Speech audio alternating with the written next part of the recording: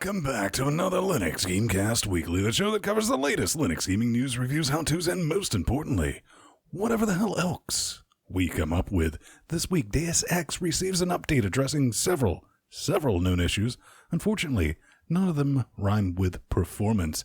And a new Unreal Tournament 4 build is live. And yeah, it still kind of runs like ours. Steam fixes PlayStation 4 controller compatibility and removes any trace of native button prompts. And CD Projekt Red says there's no plans for an oncoming hostile takeover, which makes it a perfect time to announce my plans for a hostile takeover of CD Projekt Red. Haha! Obsidian is trying very hard to get me to like them again. All that Linux support in their latest games is definitely helping. And breaking the tradition of survival games with crafting elements, Planet Explorers is officially out of early access. I'm Vince Stone here at LGC Actual, switching the bits, doing the Nightmare Fuel, the Nightmare Sauce, all under the Linux, joined every week by the man up north. You know him, Master Sphing. Look at him, he's glorious in all the ways in base Portugal. Well, hello. Almost matching, almost blue, he's the Smurf, as we like to call him. He was green, he was dyed. Yeah. It's Pedro Mateus. And with Chat Realm Dynamic joining us live as you should be, helping us form in that last little bit, known as Cocaine Voltron. Before we get started, we'd like to see what's going on in each other's life organs. Over here, not a whole lot. I am like on a 2-week-long experiment because there was this article last week and then the drummer for Blur is like, I haven't washed my hair in 10 years. And I went, ick. And I posted that on the G+. Immediately bombarded by people. It was like, no, wash your hair, don't use the shampoo, and it's great for your hair.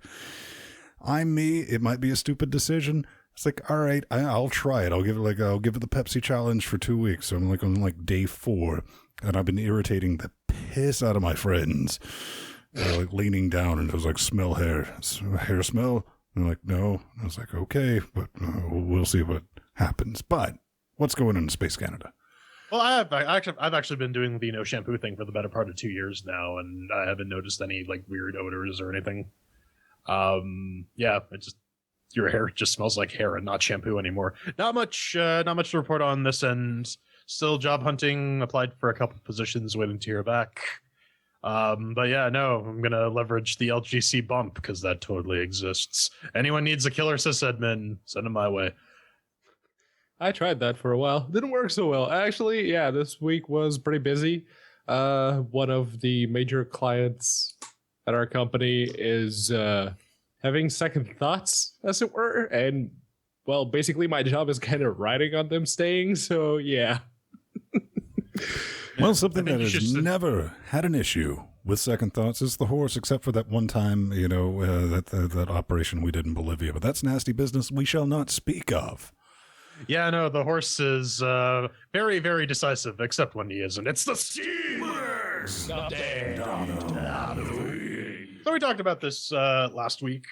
They with the latest Steam beta client at that time, they've introduced support for the DualShock 4 controller through Steam Big Picture Mode configuring in the same way that you would the Steam controller. So I gave that a shot. Didn't work at first. It didn't occur to me that I might need to set some UDEV rules because the touchpad on this guy needs to present to the OS as an actual cursor for the Steam controller stuff to work.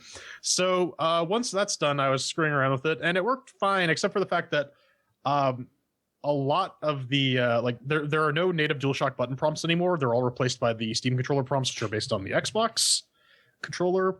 And also in Rocket League was super annoying. The controls were actually the touchpad, or the camera controls were the touchpad instead of the, right analog stick, which was a bit annoying. Wait a minute, are you one of those psychopaths? What do you mean camera controls? Don't you just follow the ball like a normal human being?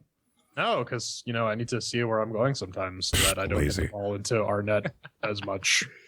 Yes, but anyways, they also have some support now if games want to take advantage of the PS4 controller's light bar.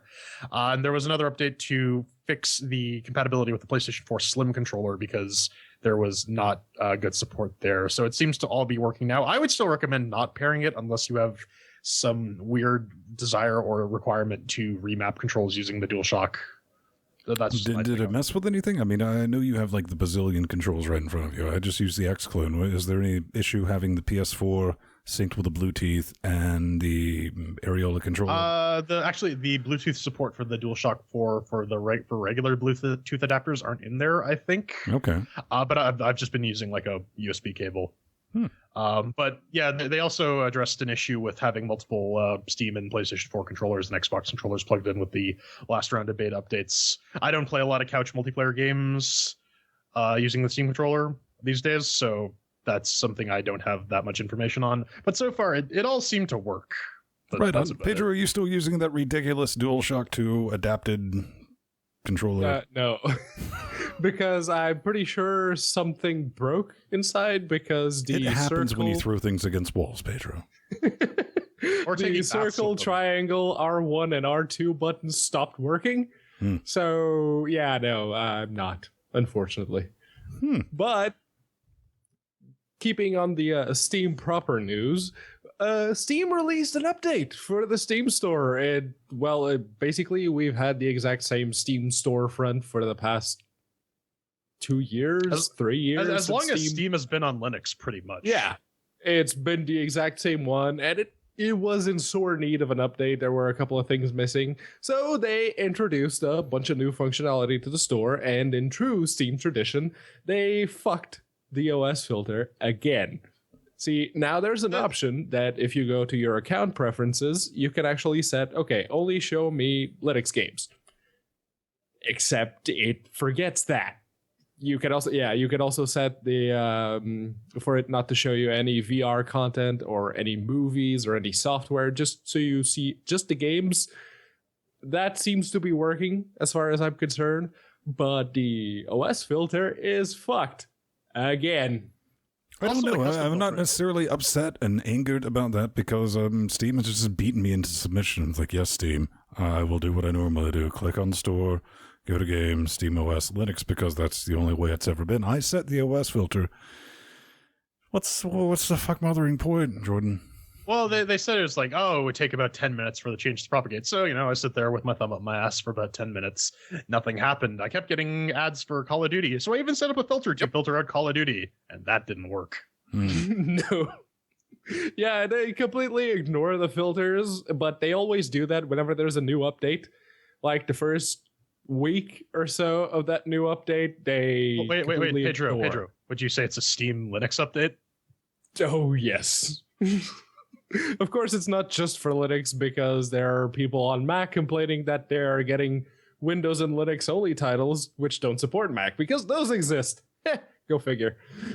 Well, one thing we definitely can't ignore is when a AAA title gets an update, and that's right, Feral. Oh, Strider, hey, by the way, Wednesday, yeah, you owe me some lottery numbers. Son, Deus Ex Mankind Divided, Feral's dropped a patch. Basically, this is throwing in all the patch notes and the business from the one on the Windows, bringing it to parity. Something about breach modes thrown in there. Honestly, I still have it installed. I saw it did the update, but Pedro, you gave it the Pepsi challenge. Yep. We're Team Red, unlike Jordan, who's running Intel. Does it run fast? Yeah. Or are you getting 60 frames a second constantly on your 1080? Nope. I ran the benchmarks before the patch when we did the CHAIRQUISITION last week. I was getting, on average, about 40 FERPs, regardless if I was on low or on ultra. And this week, it was the exact same thing. 0 performance improvements. But hey, it's an update. Yeah, I'm actually kind of curious what the new breach UI looks like. I had to clear off Deus Ex to make room for Unreal Tournament. We're going to be talking about that a little later, because that's a 60 gig block of useless that's consuming my solid state drive at the moment. But the breach UI was the hacking stuff, so I'm actually curious what that looks like now that they've had an update, but I'm not going to download another 60 gigs for that to happen. Also, the Windows stuff that they merged in includes a lot of DirectX 12 related fixes. So does that mean I can finally play this under Linux on my Radeon card? You're funny. Hey, man, Yes. that's about as likely as this game getting a Vulkan patch. That's true. No, it's going to happen, you guys. Feral has to go back and redo their entire graphics stack. I hope it gets Vulkan, because we cannot stand for this DX12 tyranny. Yeah, there's actually some tyranny on Linux. Yes, Obsidian A company which for a time I despised because whatever they touched turned out to be a buggy, unplayable mess. But they've actually started supporting Linux, and at least with their first-party titles, everything's been going smooth, and they've released a new game on Linux, which is called Tyranny. The big kicker here is that you play as the bad guys. In this particular world, the good guys lost, and now you're working for the evil government authority thing. And you don't get to play Drizzt Do'Urden either. You're evil, and it's how you deal with the situations in the typical way that Obsidian likes to do RPGs. Pedro, I gotta stop you right there. How many people in the audience do you think will actually get your Drizzt Do'Urden reference? Let's be real. I'm guessing enough. Let's, this is a niche within a niche. So yeah. It's a niche within a niche within a niche, Pedro. Let's be real. I've been sort of following the development of this game on and off. It's their follow-up to Pillars of Eternity, which was a fine RPG. But this is supposed to have a darker storyline than Pillars, which was pretty dark. But the price is a bit steep. This is coming in at $50 or $49.99. And I'd be interested in picking this up because I like Obsidian games. I like the style RPG, but that's that was definitely a thing. I first looked at it. I was like, that doesn't look like something I'm interested in. Yeah, but with a price to match on top of that. I did poke them for keys. This game is being published by Paradox. Or did they wish you peace among worlds? No, they actually replied and said, we have a limited number of keys right now. Please get in touch with us in the coming weeks. Oh, I'm sorry. Did you tell them you had a limited amount of fucks to give? I said, you know what? That's fine. It's an Obsidian game. It's kind of a big name when attached to a CRPG. So, yeah, I'll get in touch with them in the coming weeks. It's not like Double Fine helps us out or with keys or frictional or, barrel. Yeah, all things considered, yeah, but I'm willing to give them a pass. Pedro, don't worry about it, man. They gave their keys to that other Linux gaming. Wait, there's not another Linux gaming podcast. Oh. Well, there are a couple of wannabes. Let's talk about bonus sodas on a lighter note. It's definitely a thing. It's Soda Girls. What is it? You've never heard of it. This amazing thing. This game is difficult, so that tells you right there that they've made this fuck you hard for fuck you reasons. Listen, Jordan, I think you said this reminded you of not the Battle Block Theater, but we had Saturday Morning RPG. Don't compare this to Battle Block Theater. That game is fun as shit and hilarious. This doesn't strike me as Saturday Morning RPG because you can actually fight in this. It's not turn-based. That's true, but it's doing the 2D sprites on 3D backgrounds thing that Saturday Morning RPG does. That just hurts my brain. Oh, I'm sorry. I think you misenunciated. Did you say Skullgirls? What? Fair point. That still hurts my brain. But yeah, it's a Sultan Sanctuary-esque brawler with some cutesy graphics. Hey man, it's got a giant green guy with a chainsaw, and it's early access, kind of priced to sell, to be honest with you, 10% off, $8.09, and it looks like it's mostly baked. I'm guessing it's probably going to be, hey, you just won my heart. OS Steamos. Brilliant. I'm digging that. It only requires 3 gigajoules, multi-core, faster processor, page. Oh, but there's I'm sorry, now I'm a sad panda.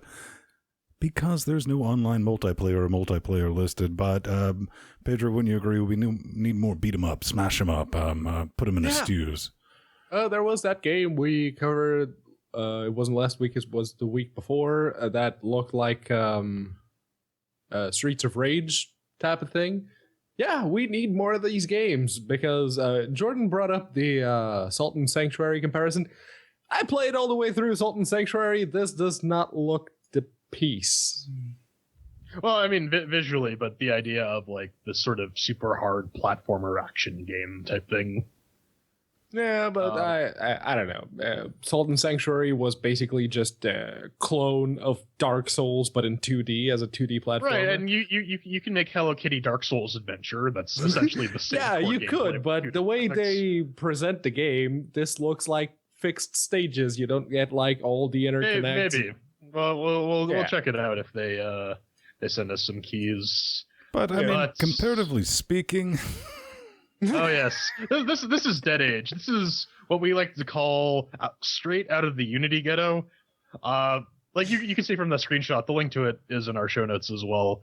But if you're watching the video, then you can see it does the Final Fantasy style turn-based combat thing, but it's all done with Unity stock graphics, and it looks super janky. It's a little weird, but it's a zombie roguelite in the vein of FTL with some Final Fantasy style combats. I played a little bit of it, but I mean, it seems interesting. I don't feel that the tension of zombie survival horror really lends itself to this style of gameplay with the Final Fantasy combat mechanics. Maybe if it was more along the lines of you sort of have like an open world you can explore a la Final Fantasy, but at that point just sort of go with a retro look as opposed to this really clashy, ugly Unity thing. But they did send us some keys. We may be throwing some cheers at it in the near future. And it has some reasonable system requirements. It's cheap. It's $15, so it's not that cheap. But it's roguelike, so you could have potentially hours and hours of gameplay. Whether you'd want to do that, we'll leave that for you to decide. Well, I mean, it definitely reminded me of the Darkest Dungeon, like not done on a budget, but as a student project. Yeah, everything looks good, well done until you get into the 3D fighting mechanic area, and it's like, whoa, that looks like some default models, and it goes, oh, you're fighting a zombie nurse, but you're not fighting a zombie nurse, you're fighting a hot zombie nurse. And it's like, I'm confused, I don't know, man. I might take my chances, Brad. Unfortunately, I mean, it's definitely a Unity game because I saw the Unity scream of nope when I launched it. I was like, yeah, I know where this is going. You also get the underruns too when you start it up sometimes. Yeah. Jordan brought up in the notes, it's another game that starts with the word dead. And Jordan was asking, so how many games in your Steam library? Let's play the home game. Why not? How many games in your Steam library start with the word dead? I checked. 5. And there's 5 in my Steam library, accounting for Deadfall Adventures. And if we also include death, I get 7.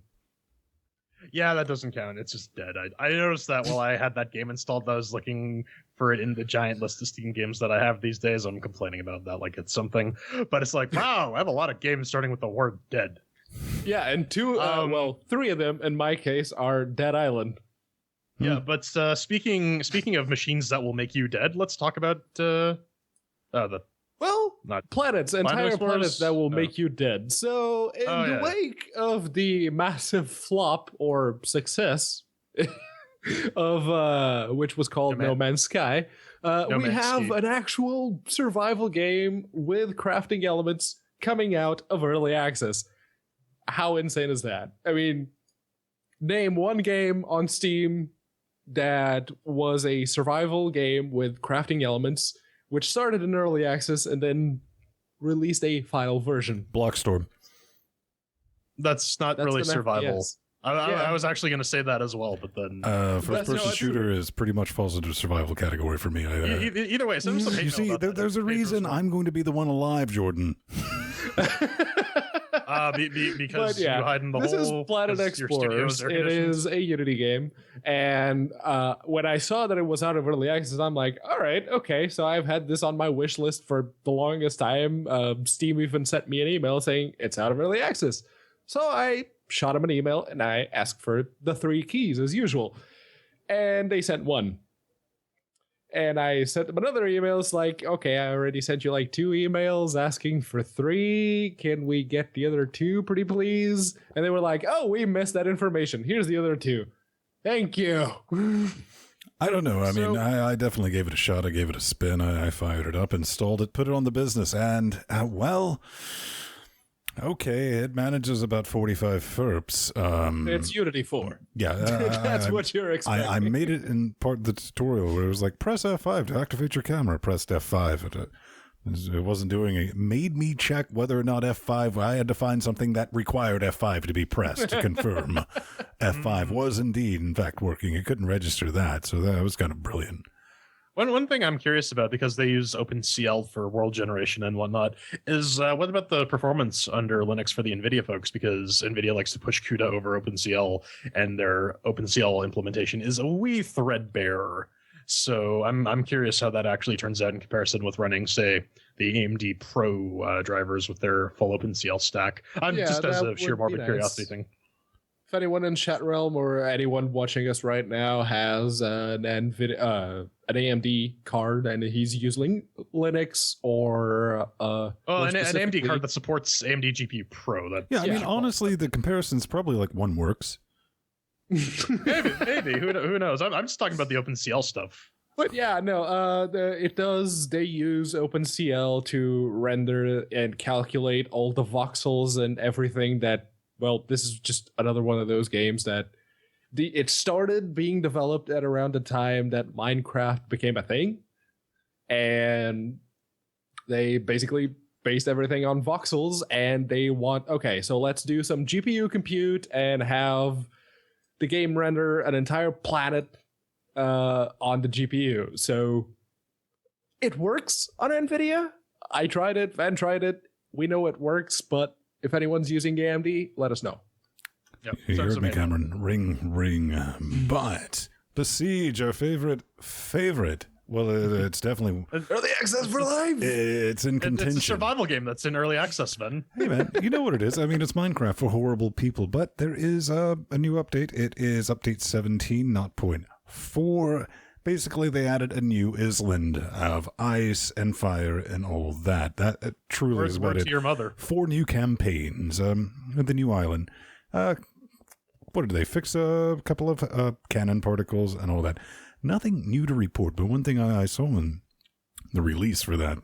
So we're sorry that this next set of levels has taken us longer than we previously predicted. And I was like, game, Brad, you misspelled game in that sentence. Because, I mean, Besiege is definitely coming up on the 2-year mark. I was like, man, if you guys would have released when this game was hot and people remembered what the fuck a Besiege was, you would have sold out of Steam keys, which is not possible. Please do not fucking write me back saying that. And Truggy pointed out in the show notes, Trug's like, hey, man, this thing noped all of my machines and all that, which I'm not sure he didn't write me back and let me know. This doesn't have Cloud Sync, so if you uninstall it, it will nope everything. That's kind of the reason I pulled back on playing it, because, you know, my Murdertron 9000 that I built up disappeared when I uninstalled it and reinstalled it. But be wary of that, because I'm not positive at this point that this update does not, in fact, nope all of your business.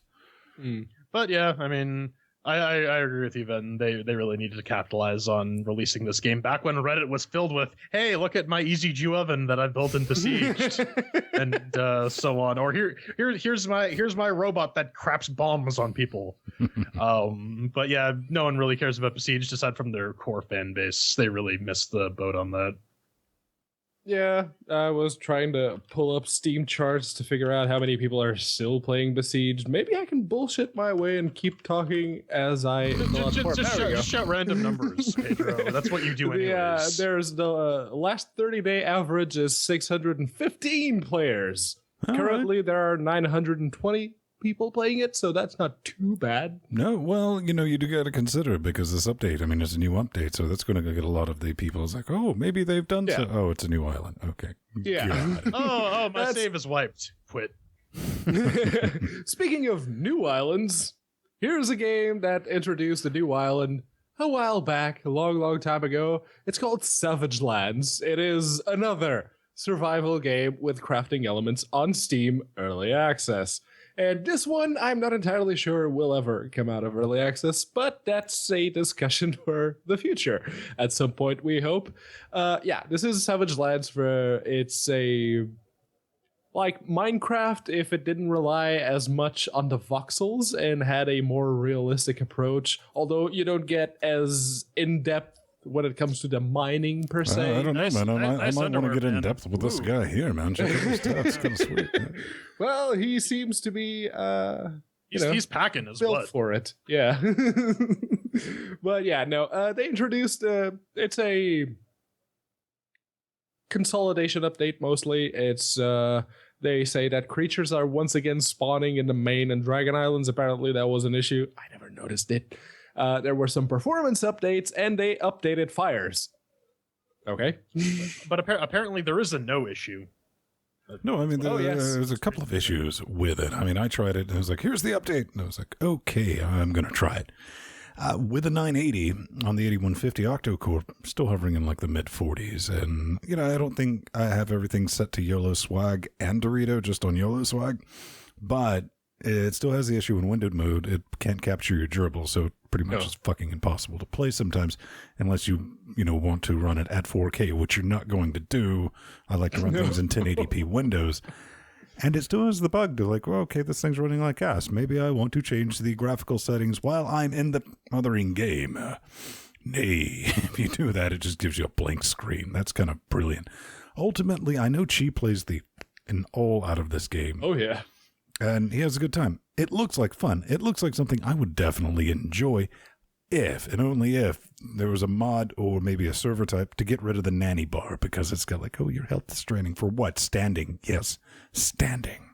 Yeah, if you stand out in the cold, you get your maximum health limited. And then when you go back to a warm place, you don't recover that health you lost because of the cold.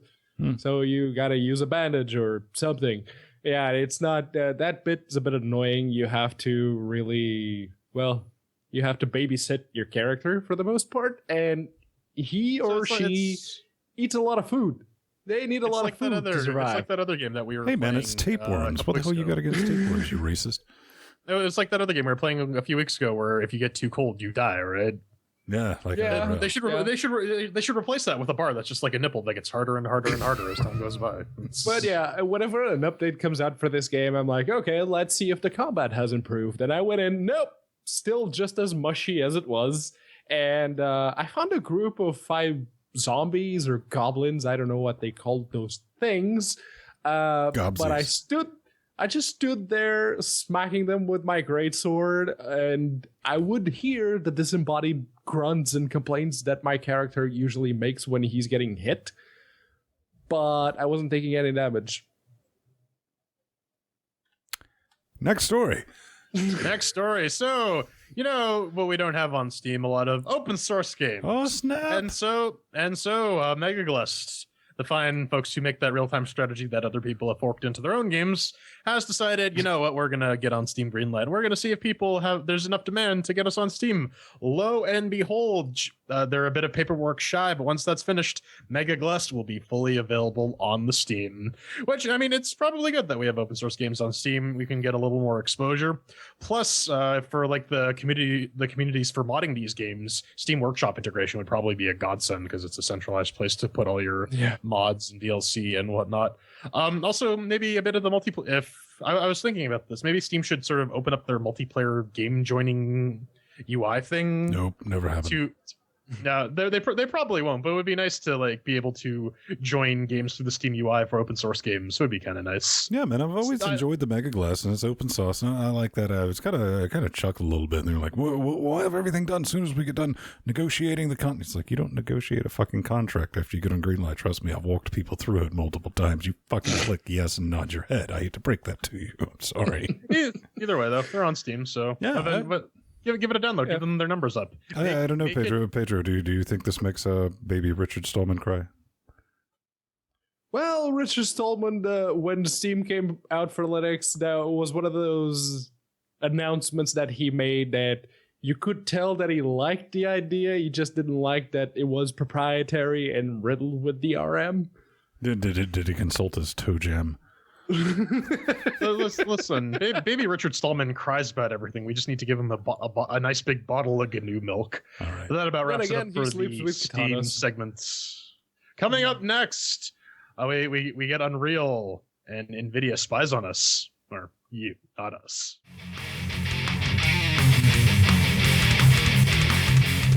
Ladies and gentlemen, boys and girls, if you're here for the news, sit tight, it's coming right up. But before we get to that, we had a bit of a way of give last week, didn't we? We did, and that way of give was for the lovely, lovely people who support us on patreon.com/LinuxGameCast. We posed the question last week in light of our Human or Mankind Divided review. What is the augmentation that you want and why? And so people went over to Patreon. People who backed us for just 5 cents even were able to put their 2 cents in, I guess, if we're gonna do mixed money metaphors. And because we didn't find anyone that was particularly compelling, we're gonna randomize it. We got 9 comments here. So let's do this. Random number generator. Go. 4. Who is number 4? 1, 2, 3.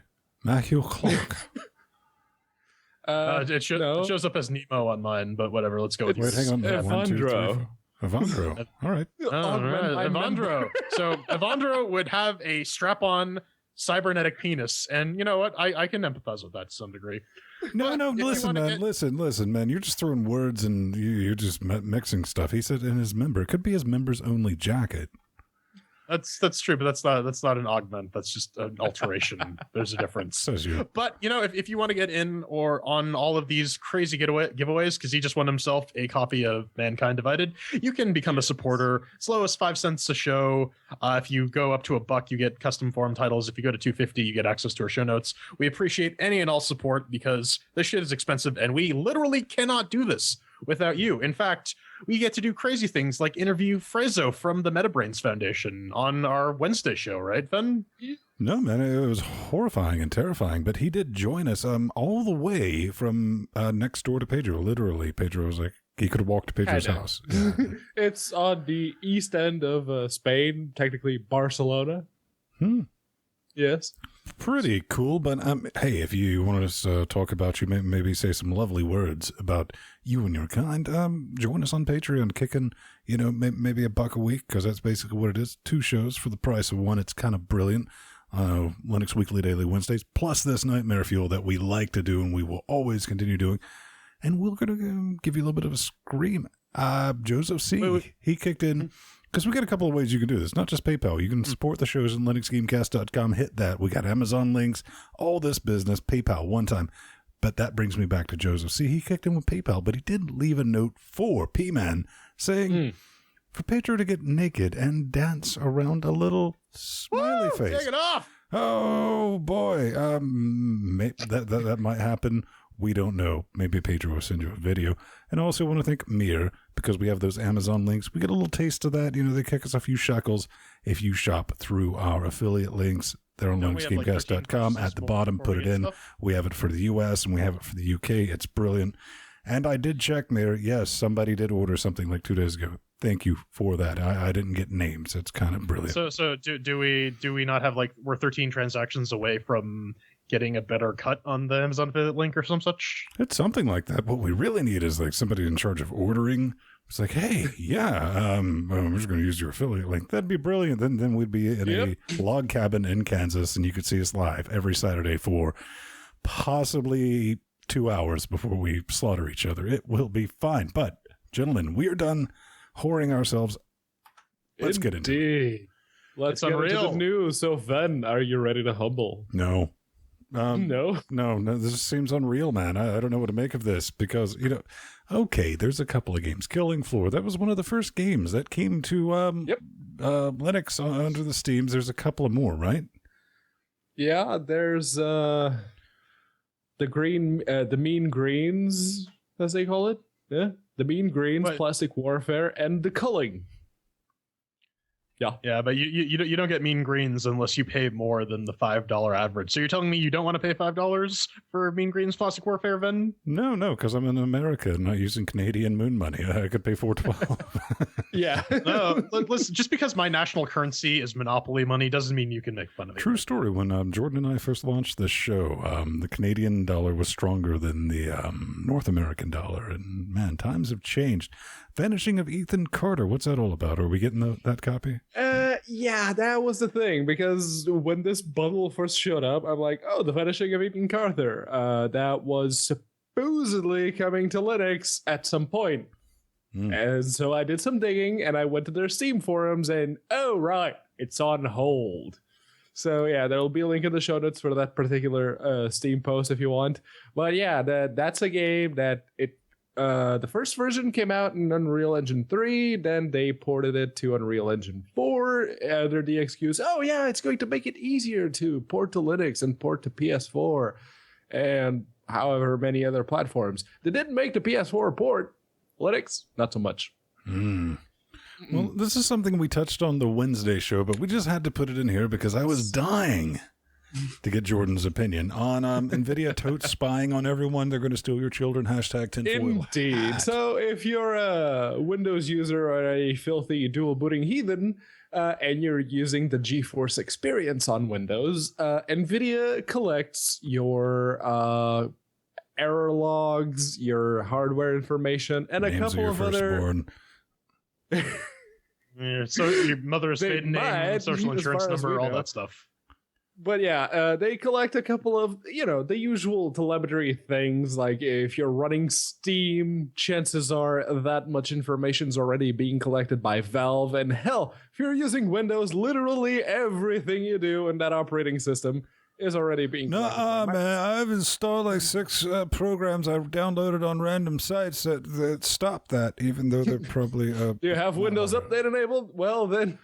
Fuck No, you. the trick is in your firewall, you blacklist all of the Microsoft Windows Update servers, and then you're perfectly secure. But yeah. I was laughing at this because like, oh yeah, this is a big security hole under the Windows, but it doesn't affect us under Linux land. Yeah, because Xorg is secure enough as it is, guys. But I mean, yeah, telemetry collection is one of those weird things where it's kind of necessary for the wide use case for GPUs. If you want to improve drivers, you need more information than what people are willing to surrender via surveys. And you got to remember that all this stuff was included in the end user license agreement, which everyone who installs the GeForce experience reads, right? No, man. My biggest issue with this was because recently it was like, if you want the GeForce experience under the Windows, you need to give us an email address, and people Yeah, you have to log in. Collective shit over that. They're like, no, and NVIDIA was kind of a dick about it because even when you tried to launch, the non-updated one, it was like, Login here, screen. update. Then it just killed it, and it was like, and if you want that back, give us that email, Brad. But something like this, now, Steam, that was the first thing I was reading, like on our NVIDIA when people were just doing mental gymnastics. They're like, no, man, Steam does that. It collects things. Google collects things. This is all fine. Everything's fine here, and there's no fire. Or the same people that if this was on AMD, this was an AMD driver product, they would just, this is horrible. AMD sucks donkey balls. I don't understand having fanboyism and being that attached to a soulless corporation, A or B. But, yeah, it doesn't affect us, so... In a way, I kind of get it. Because people are pissed that even their fucking graphics card software is now spying on them. And as a Linux user, Pedro. I say, bad move, NVIDIA. Don't get Pedro, any wait until these guys get introduced to the wonderful, wonderful world of GPU-based exploits. GPU-based But viruses. They're here's going to have what a I conniption don't bit. get. There are a bunch of Windows users willingly using the OS which spies on you the most, Windows 10, was gonna say a complaining bunch of about Unity. this optional bit of software for their graphics card and the fact that it's spying on them now too. Do these people know what cognitive dissonance means? Probably not, because they're Windows users. Yeah. But coming up next, we got some new. Speaking of Unreal stuff from the previous story, because we don't group these things. Yeah, man, we got a new tournament, Unreal tournament that is pre-alpha playable build as opposed to the unplayable builds. Then again, one might argue that this one is air quotes playable. It definitely is. Based on the Unreal Engine 4, you do have to, I know it's horrible, you have to sign in, create an account, and log in order to get your wet, stinky mitts on this. But it's from Epic Games. You know what the Unreal tournaments are, and this is the latest in the series. They have clients for the Linux. I download this, every time they do an updated build, and I build it from Sauce too, because you can check it out on the Gits and all that and build the engine, then you can build Unreal tournaments. Kind of neat, completely open source, but it's not open source, man, because there's license agreements. I'm not getting in that holy war again. As always, download's pretty small. It's like 8 gigajoules. Downloaded that, decompressed to like 9 terabytes. Brilliant. Excellent compression on that. Loaded it up. Zip, man. Yeah, but loaded it up. The octa-core, the 8150 with a 980, it is still, that's what I was hoping for. This is the reason I try it out. It looks a little bit better, but it's still a herky-jerky hot mess. And on this box, it just like froze until I could alt-tab it. It went into windowed mode. That was the only way I could get it up and running. But you had better experiences in Skylake Land. Yeah, right? no such issues on Team Blue over here. I mean, yeah, there's a bit of herky jerk when you're doing like really sharp turns and whatnot when you have all the graphical settings turned up. Say you're playing it at UHD like I am because I want to see if the engine can do it. But beyond that, it runs fairly smoothly for a game. There's no Vulkan backend for it either, so if you're just running it on the OpenGL4 backend, you're not going to be squeezing all the performance out of there. But yeah, that 8.1 gig download is pretty intense, especially when it extracts to a 27 gig download that they've zipped up. So you have to go and find the executable and switch it to executable because they don't use tar.bz or any better compression algorithms than zip. Ugh. Yeah, and it's 8.1 gigs for something which Epic is too ashamed to make available on their front page or even, port their frickin' launcher to Linux. But hey, I'm all for companies pulling an AMD and just making the sauce available for the community to fix whatever they can't be asked to. I'm okay with that. But that usually results in less than optimal experiences as someone like me who used an AMD or ATI graphics chip on Linux for a very long time. Also, when I finally downloaded a game and it extracted and I schmot plus x'd the executable file, I couldn't log in. It was giving me your password. Oh yeah, it was giving me a libcurl6 error cannot resolve URL. I don't know. I had some login issues with the SSO thing for Epic's main website to get to their forum because I couldn't. They don't let you log into the forum with your email address. You got to remember your username. But if you go through their SSO through the just regular Epic Games sites, sometimes their SSO doesn't work, and you have to log out and log in multiple times to get to download your 27 gigabyte game. That sort of kind of works, but that's just me. I don't know, not humble. GOG, let's go. Let's connect with the fine folks at GOG who are apparently not suffering a hostile takeover, so they say. Now, this is GOG Connect, and if you have a Steam account and a GOG account, like, most people in our particular neck of the woods do, you can go there and check to see if the games that you have on Steam are redeemable on GOG. There was an update, and I had another $88.25 US worth of Steam games now added to my GOG account. So I guess that's good. Yeah, I mean, I saw you put that business in the notes, and I was like, well, let me prance over there and take a look and see what this is all about, which I'd never connected it. Fuck you, Steam. All right, mobile authenticator, you're going to nag my ass about this, right? Constantly. 24. Fuck mothering 7. Like, every other time I log into Steam, it's like, it's like, okay, you finally won, right? So I install you on the Nexus 10. I was like, put that in, do that. It connects. It said everything works until I tried to use it to log this in. Then it's just like, I can't. I had to disable mobile authenticator using mooncrypt passwords from billions of years ago in the future's past. Fuck you, Valve. And once I've done that, you should never show me immediately upon logging back into Steam. It was like, you need to add it to your mobile device. Eat a bag of dicks.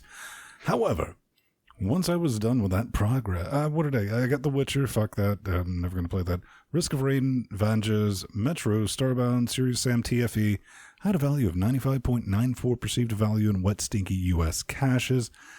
This is good, I guess, for people who actually want to own digital copies of their games, to keep archive and all that, and not worry on, Steam going out of business. It could happen any day, right? At least until, EA buys CD Projekt Red and shuts GOG down. You got to slow your roll on that. We're not getting to that just yet. I got 5 games out of there. I mean, yeah, like Ben said, it's nice to have actual DRM-free copies of the games, just in case, I don't know, maybe Steam goes down because of like some botched patch Tuesday or something, and I really, really have an immediate need to play Witcher 2 Assassins of Kings because I hate myself that much. But yeah, no, GOG may, of course GOG's not going to get bought out, or at least that's what they're saying anyways. This is from wccftech.com. Links to all this nonsense, of course, in our show notes. We covered this last week. CD Projekt Red was making some changes to their shareholder policy to potentially protect against a hostile buyout. CD Projekt Red has come out and said, no, we are not being courted for any sort of hostile takeover, blah, blah, blah. Ben, you seem to think that, no, that's of course what the people getting taken over would say. So we got spin the wheel. Man, don't bullshit a bullshitter, man. I mean, I just set off spin the wheel of booga booga. Yeah, the de-bullshitotron 9000 immediately kicked it. I was like, right. Because that's exactly what I would say if I was trying to fend off a hostile takeover, Jordan. Or maybe, you know what, maybe they were being courted by someone. Maybe someone made some empty threats and they're just shoring up their shareholder rules. Who knows? We don't, because we don't have access to this company's internal communiques. So all we can do is speculate and state our speculations as facts. Isn't that right, Mr. State speculation as facts, Mateus? No. I'm not even going to bother speculating with this one. I have to ask. Why are we even talking about CD Projekt Red? I mean, outside of GOG, it's very clear that they don't even want to come close to releasing another. You shut your whore mouth, though. Witcher 2 was... All right, it was a piece of shit. All right, never mind. It was a piece of shit, and they got their earful of that, and I'm guessing they don't like the Linux community so much. Hell, one may even make the argument that they never released any of their games for Linux, so why bother? Ladies and gentlemen, since you're hating on the Pedro, LinuxGameCast. Yeah, but I mean, we talk about it because it's related. There was the promise of The Witcher 3 coming to Linux. Maybe Cyberpunk 2020 will actually come to that. I don't know, man. I can't even possibly imagine a world. Okay, with that lovely transition from the guy who voiced that in the trailer, Zero AD. Alpha 21 Ulysses S. Grant, or just regular old Ulysses as in Odysseus. Anyways, they have an update. They've added regicide mode. So now, much like chess, if you lose your king, you lose the match. They've added a couple more game modes: Last Man Standing, Wonder Victory.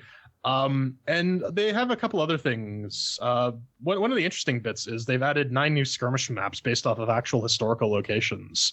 So if you want to play something that sort of mimics the Punic Wars or whatever, you could do that in this game. They fully support it. And what else? That's basically it. They have an upgrading system. They have new maps and a new UI. So you can check out the release notes to this. It's in our show notes. Check it out because it's one of the best looking open source games out there. It is, man. I posted that in the Google Pluses on my profile. And just like, oh, wow. I had a couple of comments that were definitely like, wow, this genuinely looks like it's a playable game now. It's come a long, long way since way back when. Plays that easy, download, install. That's a pack of lies. Come on.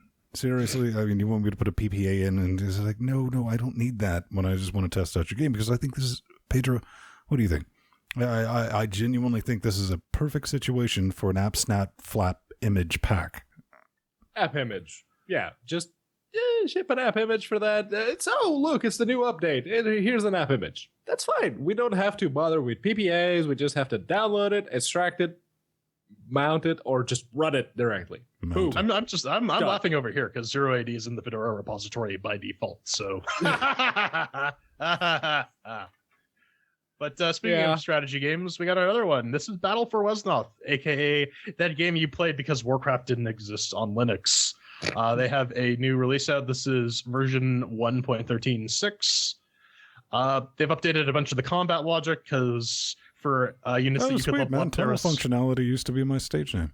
Yeah, tunnel functionality for you used to not be able to see things outside a tunnel when you're in a tunnel. They have fixed that because that makes perfect sense. They've also updated some combat logic to stop you from being able to easily level specific guys because enemy units will now start targeting other units with high XP values. So if you're just sort of letting them mooch off of XP to level them the fuck up and then going cruising in and destroying everything, you can't do that. They have a couple UI changes. They have a few other AI changes. They made a Burning Suns update on their Burning Suns mod.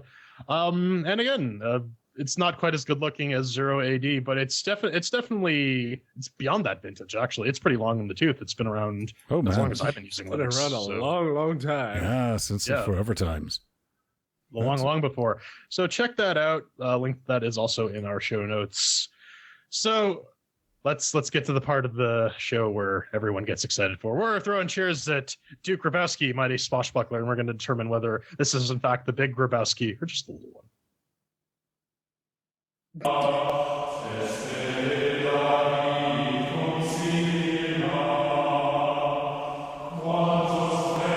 Do you have problems picking up women? I sure do. But then I played Duke Grabowski, Mighty Swashbuckler, and now instead of macing me, they kick me in the balls and run away. This is from Venture Moon Industries. It's on the Unity engine. You can pick it up for $7 to $8 of your local currency. $6.99. Oh, $6.99. There's a 69 joke somewhere. What is it? Duke Grabowski, Mighty Swashbuckler is a classic point-and-click adventure created with love by an indie team that includes LucasArts alumni Bill Tiller from Curse of Monkey Island, Steven Spielberg's The Dig, Indiana Jones, and The Infernal Machine. We were provided keys by the lovely guy who asked us to check it out, and so we obliged him. So let's cue the CHAIRQUISITION. 1 chair means that it's garbage. 2 chairs mean that it's meh. 3 chairs means that it's pretty good. 4 chairs means that it's amazeballs. And we got our categories: Doom, makes with the working, shiny sounds, controls, and fun. So then, let's kick this off. Did Duke Grabowski grab your system by the nards and twist it, or did it run smoothly? Well, unfortunately, Duke did not nuke the box of business over here on the 8150 octo-core 980 powered 4K displayed system of Ratch over there.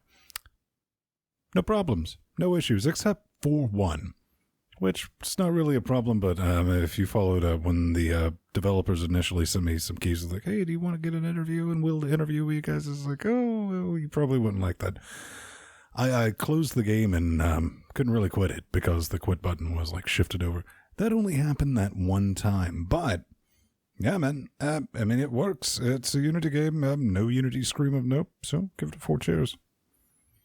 Yeah, on the Fedora 2464-bit i7 6700K with the GTX 980. Ugh, Morty, it worked fine. You gotta take this game and you gotta shove it up now. It worked fine. No real issues for a Unity game. There's you get some of the. It does this weird thing where you get some of the underruns on the loading screens and the intro cinematics, but once the game kicks off, there's no real issue. So I'm not gonna ding it a chair for that. 4 chairs.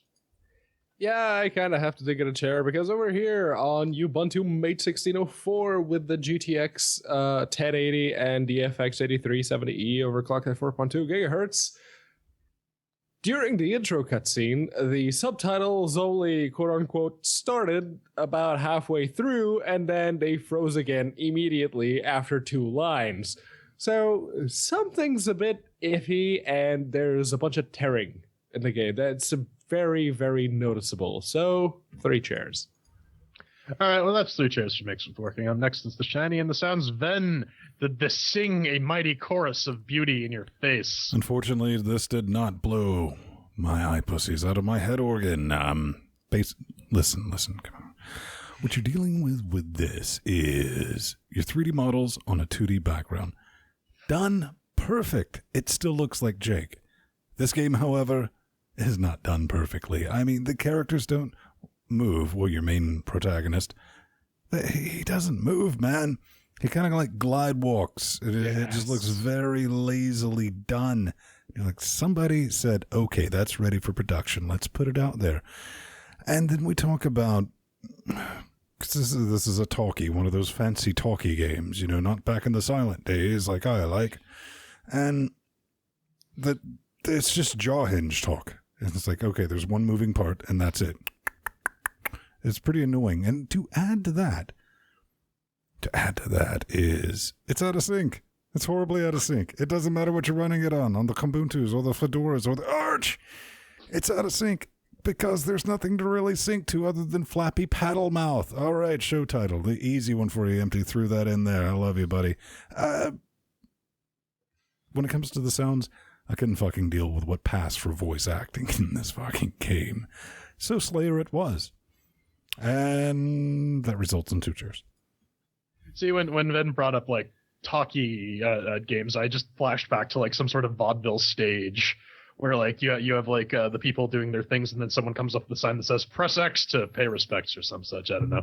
Anyways, you can really tell who recorded this at their desks with their webcam mics and who actually had a proper recording whisper room. I'm not gonna spoil that for you. If you want to pick up this game, you can play that home game yourself. Though TIL, John St. John, the voice of Duke Nukem, voices the zombies in this. It's a bit of wasted casting in my opinion, but so be it. The game itself, visually, it's not that impressive. The in-game stuff looks like 2003 PlayStation quality graphics. or maybe like PC games on super low. And the pre-rendered cutscenes look like something out of a VeggieTales cartoon. With less Christian propaganda, or maybe more. I can't really tell with this game. Regardless, it's kind of middling for visuals, or in the audiovisual department. It's not horrid, but it's not fantastic either, so that gets it 2 chairs. It does look especially jarring when Duke attempts to move deeper into any of the sceneries. And it giggity, yeah. And it doesn't help that he already looked far too big and disproportionate when compared to everyone else around him. Hey, you watch it now. One could make the argument that he was made to look like the gorilla, but even the gorilla is considerably bigger than he is. So, I don't know. I'm guessing like the 2 most egregious examples of bad audio quality that Jordan mentioned were Kickstarter backers who paid enough to be in the game, which I can only reinforce how big a misapplication of judgment it was by what's coming up in the fun segment. Also, where's the anti-aliasing? Oh, that's right. This is a Unity game. The default anti-aliasing from the presets, they don't work in their Linux. 2 chairs. All right, well, that's 2 chairs for Shiny and the Sounds. Up next is Control. Ben, how did it control? Was it super complicated Deus Ex level, or what? Absolutely did not work with my Nintendo Power Glove. Hate that. However, this is your point-and-click game. You point, you click on things. Things do things. Nothing to report here from LGC Actual, but 4 chairs. Yeah, I gotta ding it a chair just because the UI for combining or crafting items or getting people to use their skills on things doesn't really make much sense. I'll get into that a little bit more in the fun segment. But considering you kind of need to do it to complete the game, it dings it a chair for 3. Yeah, not only does it not make a lot of sense, but sometimes it fails to register, because when you're trying to use one of those skills of your quote-unquote party members on a bit of the scenery, and you need to move the mouse away from the inventory window, sometimes it doesn't register that you moved it far enough away, so you're grinding like the edges of the screen trying to get it to register, and it just doesn't. So that gets dinged a chair, 3 chairs. All right, well, that's 3 chairs for Control. Let's wrap this up with a bow on it. Ben, did you have fun? All right. Your primary mission here is to run about and woo the ladies. Pro tip. If you're pushing like 2.2 meters and built like a brick house, that's not going to be hella difficult, Brad. I'm not saying Look Saloon will woo the best and the brightest, but it goes a long ways. This may or not be from personal experience. Also, it's a bit sexist, question mark, kind of thinking. Anywho, I mean, this game has genuinely bored the piss out of me from Genesis, from the start. The only reason I put as much time in it is because Jordan was talking to last night with MT and Foxy. Jordan's like, I beat it. And I was like, God damn it, you can't beat me in something. And yeah, no, you beat me, Jordan. You beat me. I couldn't do it. I couldn't take any more of this. For multiple reasons, but I'm going to try to make this short and succinct. Attempted humor. It just falls flat. It's not fucking there. They try. Jordan might disagree with me on that. But visually, again, I mean, this thing looks like a student project. This does not even look like a very well fleshed out early access title. And to add to that, it's hella short. Apparently, they wanted to make this episodic. You look at the reviews on the Steams. Derp is clocking in at 3 hours for this, and apparently you can blow through it in well under 2. There's nothing at all to make you give the slightest singular fuck about this story at all. So what you really got to realize is, ladies and gentlemen, boys and girls, the industry quit making these types of games for a reason. Yeah, Double Fine. Guess what? They can go back and pull from the long ago and remaster some of their classics, but you take a look at their latest point and click, their latest IP, Broken Age. It was met with a resounding meh. And this, lads, is no Broken Age. 1 chair. So they have this one line, and once you get to the prison where someone refers to a place as a wretched hive of scum, all caps with the trademark and villainy, and that got a laugh out of me, and only me, because I'm one of these people who likes corny, like terrible jokes. So there are a couple of bits that actually got a legitimate laugh. The rest of it is kind of like Doctor Strange. No spoilers, but there are a couple of jokes in there that feel like this is a manufactured joke that's designed to make me laugh, and I can tell that it's trying to do that, but it's just not working. For a Monkey Island style inspired adventure game, this is pretty tame because there isn't really any consequence for failure. There's no you don't have to find items at the beginning of the game that become useful at the end of the game. You don't have to like really press everyone for information in order to figure things out. Everything is more or less spoon-fed to you. Anything you need to solve any given puzzle is pretty much on the screen or on the current island you're on. Although the only monkey wrench that gets thrown into that is when all of a sudden randomly new context menus will show up on random objects that you checked before. In this case, the tab key is your friend, because otherwise you're not going to know what to click on. Can I please get a speed up button? Because the majority of the time I spent playing this game was waiting for Duke to walk from one side of the screen to the other at his slow, plodding speed. You can beat it in about 2 hours, but that's with going around clicking everything and not paying attention to all the dialogue when they tell you, oh, you need to do this, and you go, what the hell am I supposed to do? And then when you listen to it, you're like, oh, I'm just stupid. I mean, it's for an event, and it's also it's really short. They give you a hint that there are other islands that you can go to, and you go to one. And I thought maybe, oh yeah, you go to other ones to woo different ladies. Nope. So yeah, that sort of lends to this was intended to be episodic, and we never really told anyone about it. But when all is said and done, I can't give it 1 chair because maybe a story about a big dumb guy who wasn't great with women hits a bit close to home, so it gets a sympathy chair, 2 chairs. I can relate on the dumb part, but the biggest sin this game has under its belt, it's boring. It's so fucking boring. I mean, for all the spiels I've given about mechanics versus narrative and aesthetics, point-and-click adventure games come out of the gate with a very serious handicap because the mechanics of point-and-click have been stripped bare, boiled down, and fine-picked to the bone over the past 20-something years. So if you're going to put yet another adventure game out there, you better have something really special to bring to the table. And Van already brought up Broken Age earlier. Double Fine really tried to have that 2 characters, 2 storylines, and they never really intersect until that one particular point. But that didn't work, because again, that game was met with a resounding meh. But I guess working in a few very successful LucasArts games does count towards that specialness.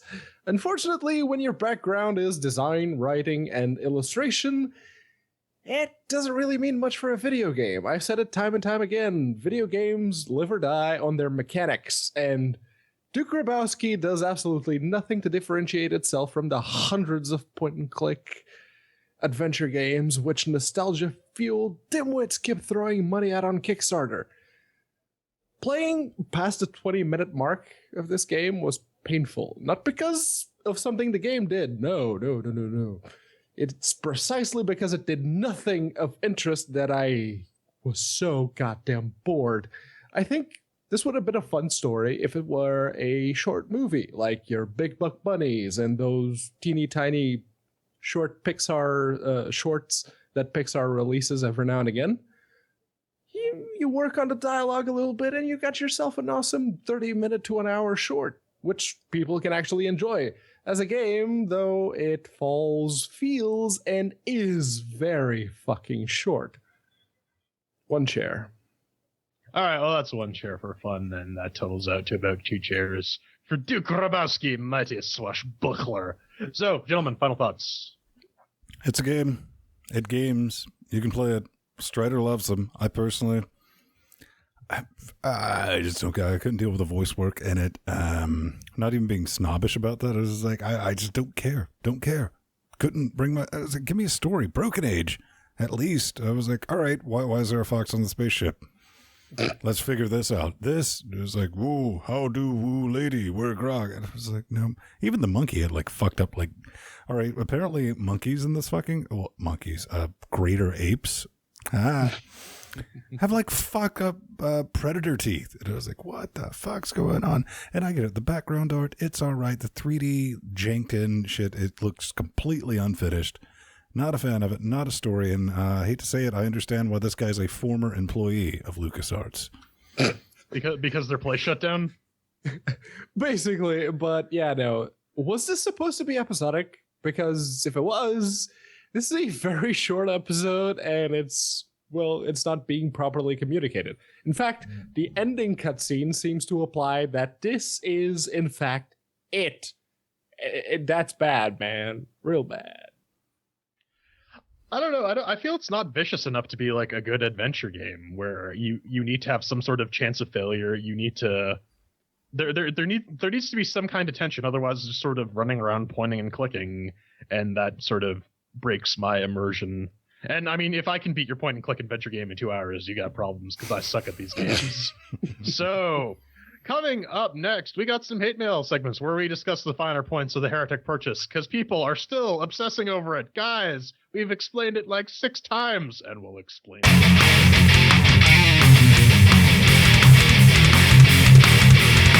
Boys and girls, are you ready for some hate mail? Nope. Because we sure are. I mean, we're all males and we're all full of hate. I guess that counts. Right? Answers more questions than it raises. I am full of love. All right. If you want to get in touch with us and have perhaps your bit of hate mail featured right here on this show, you go to LinuxGameCast.com, you hit the contact button, you fill the form, make sure to pick LGC Weekly from the little drop-downy thingy, and you fill out the form, you prove you're smarter than whatever the CAPTCHA wants you to do, and boom, bombs your uncle. Chances are, if it is a, yes, I did. If it's a relevant comment, we will probably feature it right here on this very segment. You can also leave us a bit of a comment on YouTube, Patreon, whatever social network you happen to use. Just make sure to track down the share from either me, Van, or Jordan. So, yeah, let's get into it. What kind of hits? Coming up first, Hrabowski, Best Gasky, has to write, one of our Patreons, fantastic human being, if I might say so. He says, wait a minute. This is hearkening back to our Black Mesa conversation, because Mesa has Linux. He says, oh god, I just had some Jar Jar Binks flashbacks. That's what I was going for, baby. I wanted to cut you as deep as I could. He says, wait, if Black Mesa has a Linux port now, should I cross that off my Heretic purchases? Only if you buy it on Linux. Now, the smallest loophole you can have is, okay, now if something is on sale. And you know it's coming to Linux. You know it's coming to Linux. You can buy it, and you buy it under Linux. You don't buy it under Windows. You buy it under Linux, and you don't touch it. There's your loophole. Because, all right, fair enough. But if you bought something, billions of years ago, whenever, and you've been playing it under Windows, or if you've been playing it under Wine, yeah, that still counts 100% as a Heretic purchase, right? Yep. Well, the other way around that is if you recently switch over to the Linux Master Race and you happen to have a big old backlog of Windows games, then get... Well, those don't count. I mean, no, yeah. I mean, the chairs, praise them, are very forgiving. I mean, you can take what you show up with, but that's it. Then the rules start. Mm-hmm. Yeah, and while we're on the the Heretic purchases, how about we talk about some dual booting heathens? Who sent this in? Schleiswagen said, you dare call me... Schleiswagen. Yeah. You dare call me a dual booting heathen, you silky mother fetcher. I use GNU/Linux, that's GNU plus Linux, mind you. Every day with the i3 window manager, I need Windows to play games that aren't ported to GNU yet. On a serious note, though, how would you call people who use GPU pass-through? Damaged? I would call them people who use Windows. Go ahead.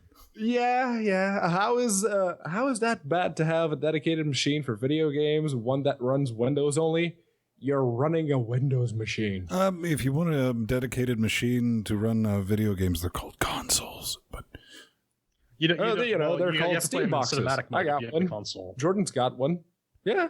So since there's nothing we can do about devs not giving a shit about freedom of choice, so plus you don't even need to pay for a Windows license. You fucking pirate.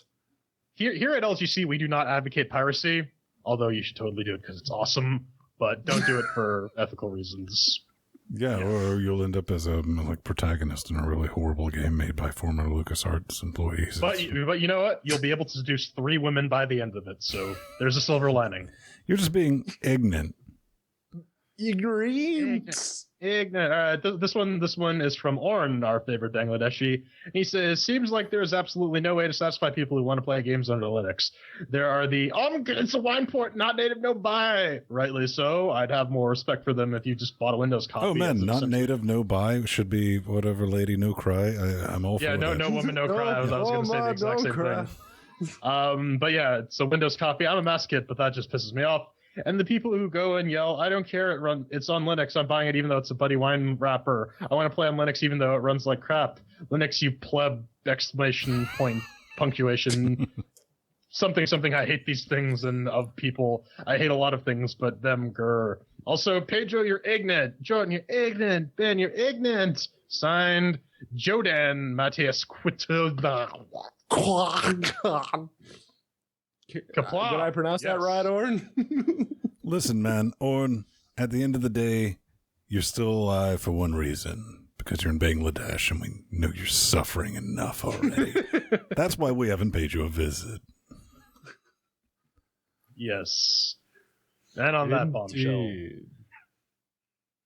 Why not double bombshell? Because on that bombshell, let's cue the music. You can always find us around 9:30 Eastern Time where we do this business. We love doing it live. We enjoy your company. It makes us feel less alone, as, you know, we would like to join you as you might have an adult beverage or an adult, whatever works for you.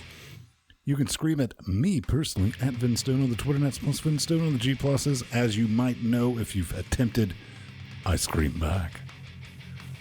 I'm Jordan Song. You can find me building a separate, distinct machine for every operating system I need to run to avoid dual booting, specifically dual booting, at the Burning Pool on Twitter, plus Jordan Song on Google+. And you can find me loosely grasping at reality at Unaccounted For on Twitter or plus Pedro Mateos on Google+. Oh, look, a squirrel. And hey, just remember, beautiful, beautiful people. Strider thinks virtual programming is the best thing in the world, and also he should learn to plug patreon.com/Lutras. Sure, let's direct some people his way. Even though he does love the on ports, the weirdo. And while you're on Patreon, patreon.com/LinuxGameCast, hear those guys kind of nice. Yeah. Or you know, Make it affiliate rain. links. Let me winks. No, do not make it rain. Let me winks. It'll be raining something else. Let me tell you. It might be brown, but it won't be gerbils. I said affiliate link though, not Levy links. 5 dudes.